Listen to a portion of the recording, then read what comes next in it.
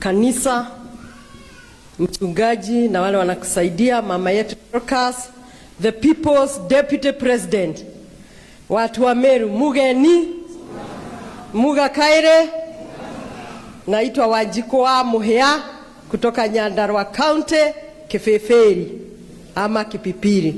Umesikia hiyo before? Asanteni. Tuko hapa, sisi ni jeshi ya Rigathi Gachagua. Na sisi kama jeshi yake, kazi yetu ni rahisi, ni kusema ukweli kama vile yeye anajulikana kama the truthful man. Na ukweli tunayosema Wakenya wanaijua.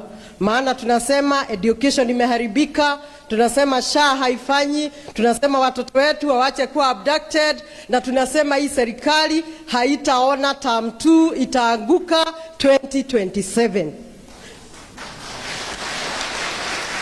Na kwa hiyo Mheshimiwa Ruto amejua ataanguka, ameona Mount Kenya imeenda, Wakisii wameenda, amejua binu ni moja tu, kuiba kura. Na ndio sababu anataka kuondoa Martha Koome, kwa sababu amejua Martha Koome ni msema ukweli na hata kubali kutangaza kura ya wizi. Mnasimama na Martha Koome? Yes. Kama viongozi wa mama tunasema tunasimama na Martha Koome na asionee watu wa Meru. Si mlimpea kura pia nyinyi? Sasa kiti ya Martha Koome ni kiti ya wamama, na wakitoa askari tuko tayari kulinda Martha Koome. Tuko pamoja.